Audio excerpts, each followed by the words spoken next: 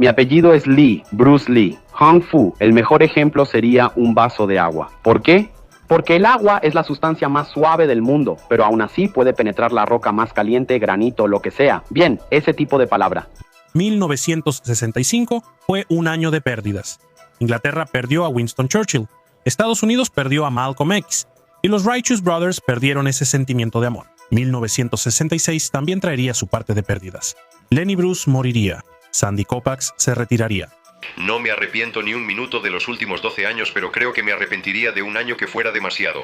Y los Beatles dejarían de hacer giras, pero el mundo estaba cambiando, y esos cambios nos traerían al primer árbitro afroamericano en las grandes ligas de béisbol, la novela debut de Ursula K. Le Guin, y la primera selfie tomada en el espacio cortesía de Buzz Aldrin. Sí, 1966 resultaría ser un año bastante loco, y no solo porque Gamera luchó contra Barugón. Así que ahora vamos a hacerte un recorrido por las noticias, la cultura, los deportes, el entretenimiento y todo lo extraño que ocurrió en 1966, porque esto es Timeline.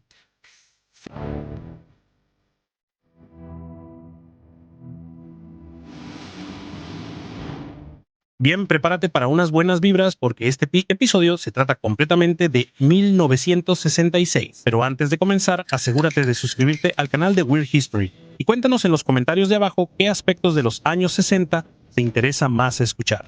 Ahora, ¿estás listo para aprender lo que sucedió el año en que se celebró el primer Kwanzaa? Buenas noticias para ustedes, católicos. Ya es oficial. Ahora pueden comer spam los viernes. 1966 comenzó con la primera huelga en toda la ciudad contra la Autoridad de Tránsito de Nueva York. Los trabajadores del transporte que buscaban un aumento del 30%, una semana laboral más corta y mejores beneficios de pensión, se declararon en huelga el 1 de enero. No me importa si me pudro en la cárcel, no voy a cancelar la huelga. Y durante los siguientes 12 días, los residentes de la ciudad se quedarían sin servicio de autobús ni de tren. El alcalde John Lindsay adoptó una postura dura al principio, pero para el 12 de enero ya había tenido suficiente y finalmente aceptó un aumento y muchas de las otras demandas de los huelguistas.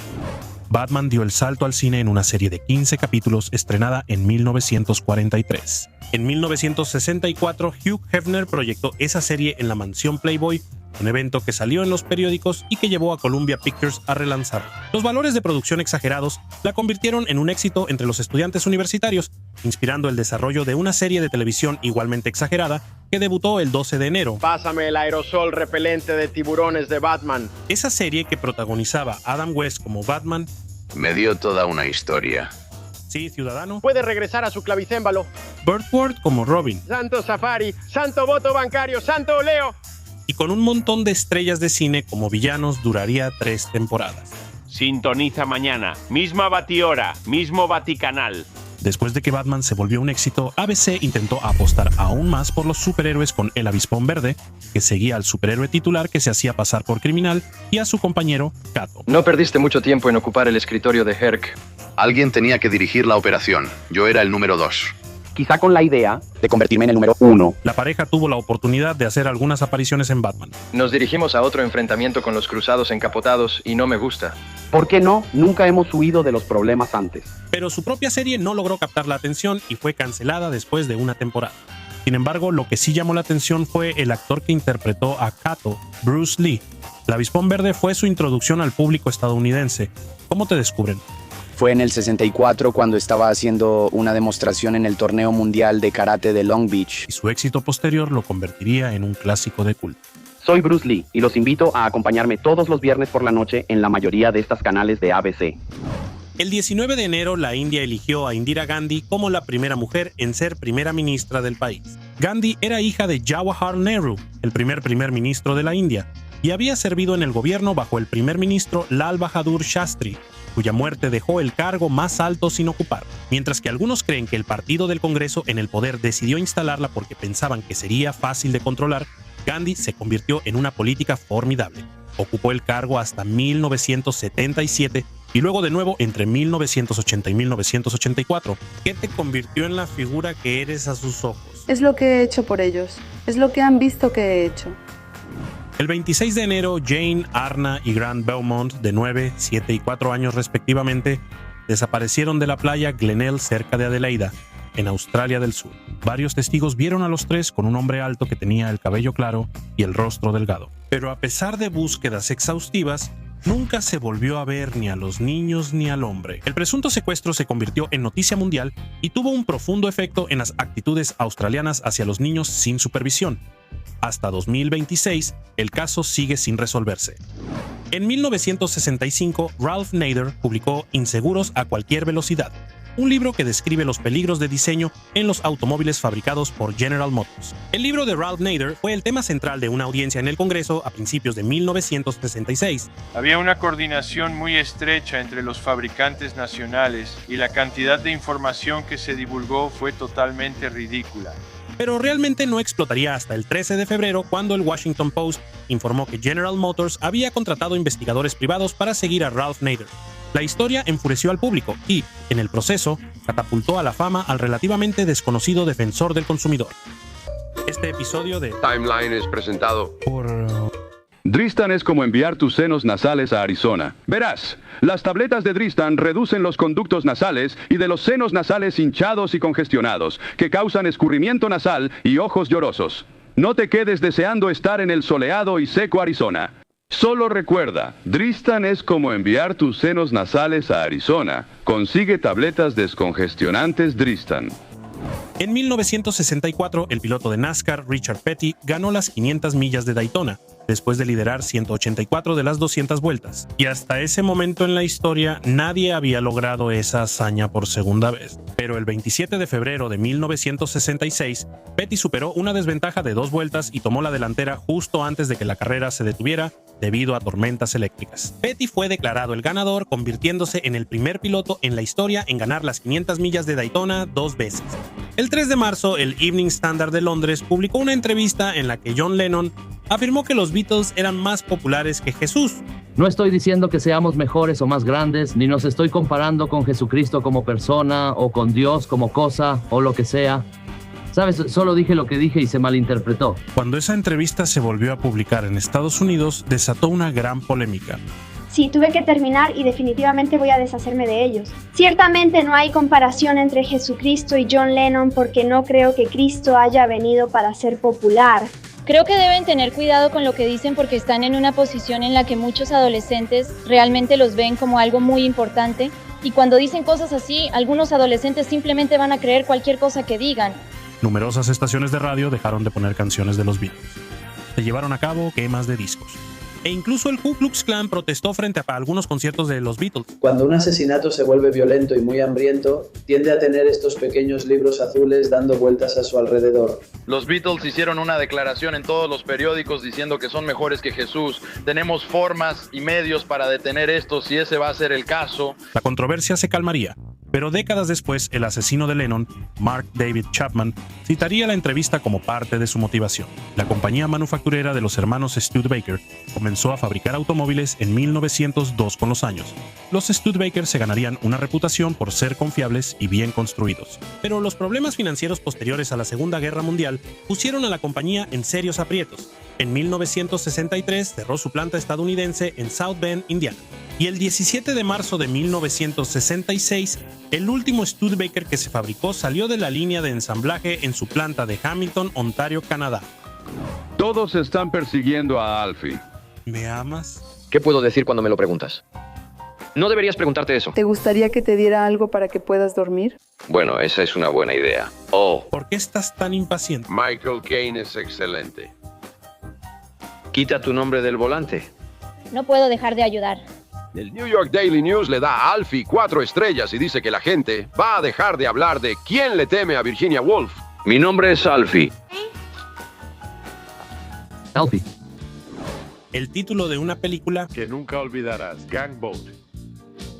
¿Cuántos hombres te quedan? ¿Te quedaste sin palabras? Un hombre audaz de acción, capaz de un amor tierno y sin esperanza, que solo podía durar un día, pero un día que valía toda la eternidad.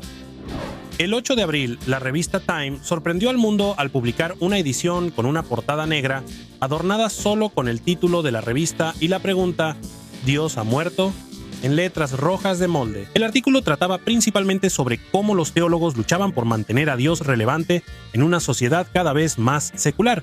Pero a nadie le importaba eso, solo la portada. La reacción fue de un rechazo intenso y el editor recibió más de 3.500 cartas de enojo en respuesta, más que por cualquier otro artículo que Time hubiera publicado.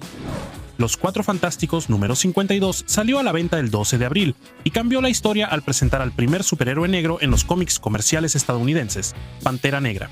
El personaje fue co-creado por Stan Lee y Jack Kirby, y aunque ambos no están de acuerdo sobre quién tuvo la idea inicial, ambos afirmaron que Pantera nació de un espíritu general de inclusión más que del movimiento por los derechos civiles. Según Lee, de repente me di cuenta de que no había superhéroes negros y sentí que debíamos tener uno. Es tentador asumir que Marvel nombró a Pantera Negra por el partido Pantera Negra, una organización política del poder negro, pero ese partido no se formó hasta el 15 de octubre.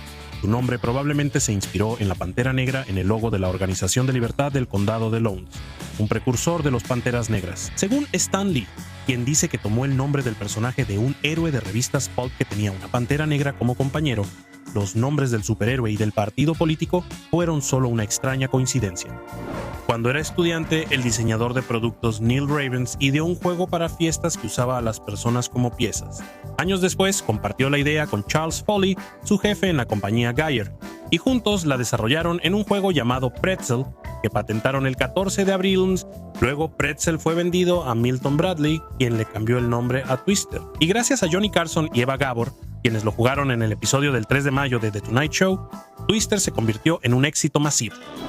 Si Red no me hubiera asegurado que realmente quería que aceptara un trabajo, no lo consideraría. Cuando el entrenador de los Boston Celtics, Red Auerbach, se retiró antes de la temporada de 1966, esperaba que el exjugador Frank Ramsey tomara el mando. Sin embargo, Ramsey no estaba interesado. Finalmente se sugirió que Bill Russell podría ser entrenador-jugador y Auerbach estuvo de acuerdo. Creo que es algo grandioso para el baloncesto. Así que el 16 de abril, Russell aceptó una oferta que lo convirtió en el primer entrenador principal negro en la historia de la NBA. El comandante de la Marina, Jeremiah A. Denton Jr., fue derribado sobre Vietnam y capturado en julio de 1965. El 2 de mayo, los norvietnamitas intentaron aprovecharse de él, obligándolo a dar una entrevista de propaganda a un reportero japonés. Sin embargo, durante esa entrevista, Denton usó el código de Moore para deletrear con parpadeos la palabra tortura. La entrevista fue vista por funcionarios estadounidenses, quienes reconocieron el mensaje de Denton como la primera confirmación de que los prisioneros de guerra estadounidenses estaban siendo torturados por sus captores. La Revolución Cultural China fue el esfuerzo de Mao Zedong por purgar los elementos capitalistas de la sociedad comunista china y comenzó con la llamada Notificación del 16 de mayo, publicada el 17 de mayo. Originalmente un documento interno del partido, el memorando abordaba una controversia sobre una obra de teatro que los aliados de Mao creían que fomentaba la oposición a su gobierno. Sin embargo, sus implicaciones fueron mucho más amplias, y la purga posterior implicaría la destrucción de artefactos históricos, la creación de un culto a la personalidad alrededor de Mao y una renovada violencia en la lucha de clases del país. El 5 de junio, James Meredith, el primer afroamericano en inscribirse en la Universidad de Mississippi, inició una marcha contra el miedo, caminando desde Memphis, Tennessee, hasta Jackson, Mississippi, para contrarrestar el racismo en la zona. Pero el 6 de junio, Aubrey James Norville, un hombre blanco, se acercó a la ruta con una escopeta y proclamó: "Solo quiero a Meredith", antes de dispararle al activista 3 veces con cartuchos de perdigones. Norville fue capturado y Meredith sobrevivió, pero su marcha tuvo que ser completada por otros. La leyenda del rock and roll Janis Joplin cantó en su primer concierto con Big Brother and the Holding Company el 10 de junio. La banda se había hecho un nombre tocando rock instrumental como la banda residente en el Avalon Ballroom, pero el manager Chet Holmes sintió que necesitaban una cantante potente y contactó a Joplin, quien entonces vivía en Texas. Joplin los ayudó a conseguir un éxito con Piece of My Heart antes de dejar el grupo en 1968. Este episodio de Timeline es presentado por... Contemplen a la novia triste que no sabe cocinar. Ni siquiera puedo hervir agua. Contemplen al dragón que acecha en la despensa. El trabajo funcionó. Él es un dragón al acecho. El conductor de la Choi, señora, era la Choi Chow Mein. Crujiente y bueno como la comida para llevar porque se cocina rápido y con fuego de dragón. Para una cena en 6 minutos, solo caliéntalo. Sí. Señor, este chow mein está delicioso. Gracias, querida. Espera. Olvidé el fideo la Choi. Solo un amigo, querida. La Choi Chow Mein de 5 tipos diferentes. El 17 de junio, el boxeador de peso mediano Rubén Hurricane Carter y su asociado John Artis Fueron arrestados por un triple homicidio en Paterson, Nueva Jersey. La pareja sería condenada en 1967 y nuevamente en 1976, después de que la primera condena fuera anulada. Mientras estaba en la cárcel, Carter escribió un libro en el que proclamaba su inocencia, lo que atrajo la atención de los medios a su caso e incluso convenció a Bob Dylan de escribir la canción de 1975, El Huracán. Me niego a ser tratado como un criminal. Me niego a ser tratado como un don nadie. Yo soy alguien. Las condenas de Carter y Artis serían anuladas en 1985 debido a mala conducta de la fiscalía y testimonios poco confiables de testigos presenciales. Oye, jugaste fútbol americano, ¿verdad? Sí, fui mariscal de campo, pero en realidad era mucho mejor en el boxeo. ¿Boxeo? ¿Escuchaste eso, George? Sí, Marta. Debiste haber sido bastante buena en eso. No parece que te hayan golpeado en la cara para nada. Fuiste campeona estatal intercolegial de peso mediano, cariño. Bueno, lo fuiste. Todavía parece que tienes un muy buen cuerpo ahora también, ¿no es así? Marta, no seas tonta. Cállate. En 1966, Jim Brown tenía 30 años y estaba en la cima de su carrera. También estaba interesado en hacer películas y aceptó un pequeño papel en Los 12 del patíbulo de Robert Aldrich. ¿Sabes por qué estoy aquí? Quizá pienses que debí dejar que esos malditos locos siguieran adelante y me eligieran para el papel. Brown estaba filmando en Inglaterra el 14 de julio y se esperaba que regresara al campo de entrenamiento de los Cleveland Browns cuando terminara. Pero cuando el dueño del equipo, Art Model, lo amenazó con multas por llegar tarde, el líder de acarreos de la liga en 8 ocasiones sorprendió al mundo al anunciar su retiro inmediato del fútbol americano.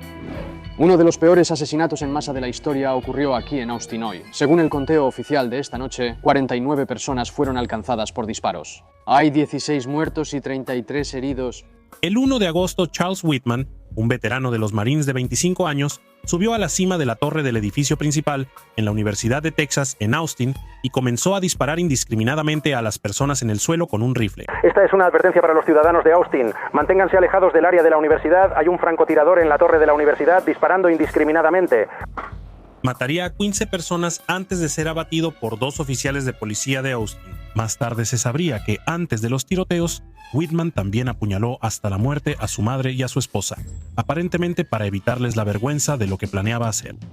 En marzo de 1965, la autoridad portuaria de la ciudad de Nueva York comenzó a adquirir terrenos en el centro de Manhattan para un proyecto de renovación urbana impulsado por el ejecutivo del banco Chase, David Rockefeller. El proyecto, que tenía como objetivo revitalizar el centro de la ciudad, contemplaba la construcción de un par de torres gemelas sobre el área de la ciudad que antes se conocía como Radio Row. Los primeros inquilinos comenzarían a mudarse en octubre de 1971, poco más de 5 años después de la colocación de la primera piedra, el 5 de agosto de 1966. En 1962, los dueños de moteles Jay Sarno y Stanley Malin empezaron a diseñar un hotel en Las Vegas con la esperanza de que cada huésped se sintiera como un emperador romano. Llamarían a ese hotel Caesar's Palace, omitiendo cuidadosamente el apóstrofo de la primera palabra para enfatizar que cada huésped era un César. El palacio, que abrió sus puertas el 5 de agosto, marcaría el inicio de una nueva era de hoteles de lujo en Las Vegas y se convertiría en uno de los lugares más reconocidos de la ciudad.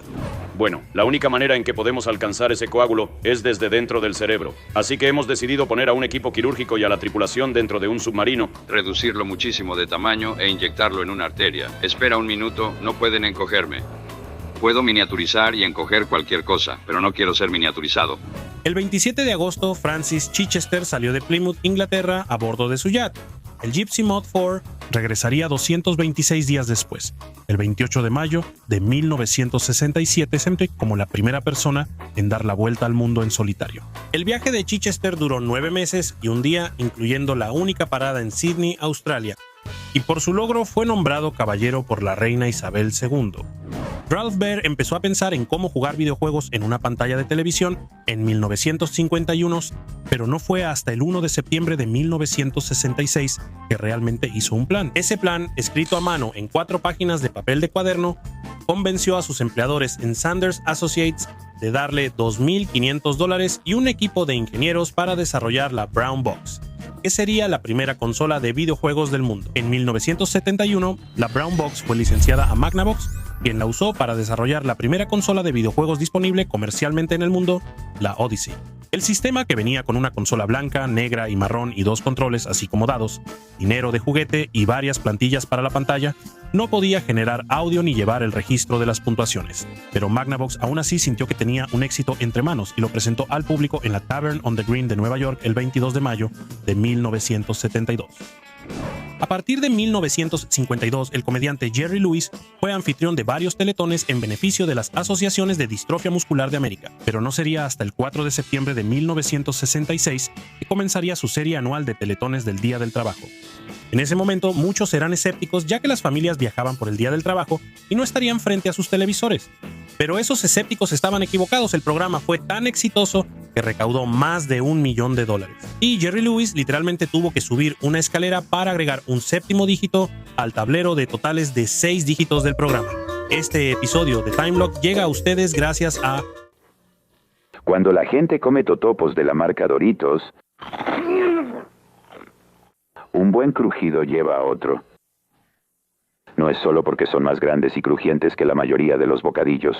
Es porque los Doritos saben tan bien como crujen. Prueba las totopos de la marca Doritos. Un buen crujido lleva a otro. El espacio, la última frontera. El primer episodio regular de Star Trek se llamó La Trampa Humana. Se estrenó en la televisión estadounidense el 8 de septiembre, pero si vivías en Canadá puede que lo hayas visto 2 días antes, el 6 de septiembre. El episodio, que presentó al mundo a Kirk, Uhura, McCoy, Sulu y Spock, fue seleccionado porque el segundo piloto de la serie, donde ningún hombre ha llegado antes, fue considerado demasiado cargado de exposición. La Trampa Humana ganó en su horario, pero por las críticas mixtas que recibió, nunca adivinarías que estaba lanzando una franquicia que continuaría durante décadas. Estoy buscando una grabación especial. Serie de colección. Buenos días, señor Briggs. Hemos sabido que 2 ojivas nucleares proporcionadas a Santa Costa por una potencia enemiga están guardadas en la bóveda del hotel. Señor Briggs, su misión, si decide aceptarla, será retirar ambos artefactos nucleares de Santa Costa. Como siempre, tiene carta blanca en cuanto al método y al personal. Pero, por supuesto, si usted o algún miembro de su fuerza IM es capturado o asesinado, el secretario negará cualquier conocimiento de sus acciones. Esta grabación se autodestruirá 1 minuto después de romper el sello. En 1965 comenzaron a circular rumores de que Chevy se estaba preparando para lanzar un competidor al Mustang de Ford, que era sumamente popular. Esos rumores decían que el auto se llamaba Panther, pero en una conferencia de prensa en junio de 1966, Chevy anunció que se llamaría Camaro. El auto de hoy. El nombre fue seleccionado para evocar la idea de camaradería y mantener la línea de las convenciones de nombres de Chevy, que preferían palabras que empezaran con C, como Corvair, Chevelle y Corvette. El Camaro salió a la venta el 29 de septiembre. California criminalizó la posesión de LSD el 6 de octubre y no todos estaban contentos con eso. Para expresar ese descontento se llevó a cabo un evento conocido como el Love Pageant Rally en Golden Gate Park, cerca del distrito Haight-Ashbury de San Francisco. Haight-Ashbury era el centro del movimiento hippie, y la nueva ley convirtió efectivamente a la mayoría de sus residentes en forajidos. La protesta, que contó con presentaciones de Janis Joplin y The Grateful Dead, atrajo a miles de personas. No creo que aquí se esté tratando de demostrar nada. Creo que es una gran cantidad de personas reunidas en el parque disfrutando de un día muy hermoso. La Ley de Derechos Civiles de 1964 tenía como objetivo acabar con la discriminación por sexo en el empleo, pero para 1966 se había avanzado muy poco. Entonces, después de la tercera Conferencia Nacional de Comisiones Estatales sobre la Condición de la Mujer, varias activistas por los derechos de las mujeres se reunieron en la vieja habitación de hotel de Betty Friedan y decidieron formar una organización nacional de mujeres. El grupo, que ahora es la organización feminista más grande de Estados Unidos, se volvería oficial después de una conferencia celebrada el 29 de octubre. El 8 de noviembre, el político republicano Edward William Brooke III se convirtió en el primer afroamericano elegido al Senado de los Estados Unidos por voto popular. Representando a Massachusetts, Brooke fue el primer afroamericano en ser elegido al Senado desde 1874 y el primer afroamericano en ocupar un escaño en el Senado desde 1881. En 1973, luego se convertiría en el primer senador afroamericano en ser reelegido, así como el primer republicano en pedir la renuncia de Nixon. En 1937, el locutor deportivo Ronald Reagan hizo su debut cinematográfico en Love is on the Air, y en 1942 interpretó un papel principal en Kings Row, lo que lo convirtió en una estrella. En 1947 se convirtió en presidente del Sindicato de Actores de Cine y comenzó una carrera como político demócrata. Sin embargo, para 1966 se había convertido en republicano y desafió al gobernador en funciones Pat Brown, culpando a sus políticas por los disturbios de Watts. Sé que hay momentos en los que, si quieres que se haga un trabajo, tal vez consigas a alguien que no ha descubierto todas las cosas que no se pueden hacer. La estrategia fue un éxito, y el 8 de noviembre Reagan se convirtió en gobernador de California. La noche del 28 de noviembre resultó ser una velada de fiesta, gracias al baile blanco y negro del autor Truman Capote en el Hotel Plaza de Nueva York. Capote, quien estaba en la cima de su fama gracias a Sangre Fría, planeó la fiesta de disfraces para honrar a la editora del Washington Post, Katharine Graham. Y todos los que eran alguien estaban ahí. La lista de invitados incluía estrellas de cine, escritores, compositores, periodistas, miembros de la alta sociedad, políticos, magnates de la industria e incluso miembros de la realeza. Para cuando te quitabas la máscara, ya habías hecho muchos nuevos amigos. En 1939, Christopher Isherwood publicó el libro Adiós a Berlín, donde relata su vida en Alemania durante el ascenso de Hitler. En 1951 fue adaptado a la obra de teatro Soy una cámara, que posteriormente se adaptó en Cabaret, un musical que se estrenó el 20 de noviembre de 1966. Cabaret, que convirtió en una estrella a Joel Grey por su escalofriante interpretación como maestro de ceremonias, fue un éxito rotundo. Tuvo 1.166 funciones y ganó 8 premios Tony antes de ser adaptado a la exitosa película de 1972 protagonizada por Grey y Liza Minnelli. Entonces se le ocurrió una idea. Al Grinch se le ocurrió una idea maravillosa y terrible. Con este abrigo y este sombrero me veo igualito que San Nicolás. Walt Disney era un fumador empedernido, así que probablemente no fue una sorpresa cuando le diagnosticaron cáncer de pulmón en noviembre de 1966. La enfermedad fue tratada con terapia de cobalto, pero ese tratamiento no funcionó, y el 30 de noviembre se desmayó en el trabajo. Disney fallecería 2 semanas después, el 15 de diciembre, a pesar de una leyenda urbana que dice que su cuerpo fue criogénicamente congelado. En realidad sus restos fueron cremados. Finalmente, en 1966, Jimi Hendrix se mudó a Inglaterra y formó la Jimi Hendrix Experience, que tuvo su primer éxito en diciembre con un cover de Hey Joe. Tocaron en el Uppercut Club de Londres el 26 de diciembre y tras bambalinas, Hendrix se sentó a trabajar en un riff de guitarra con el que había estado jugando durante meses. Sin embargo, esta vez pudo escribir la letra para la composición sorprendentemente psicodélica, a la que llamó Purple Haze. Y así terminó 1966. Estados Unidos tenía un senador afroamericano, California tenía como gobernador a una exestrella de cine y Jimi Hendrix tenía Purple Haze en su mente. Nos vemos aquí de nuevo para 1967. ¿Y tú qué piensas? ¿Y cuál de estos temas te pareció más interesante? Cuéntanos en los comentarios de abajo y ya que estás aquí, échale un vistazo a algunos de estos otros videos de Timeline.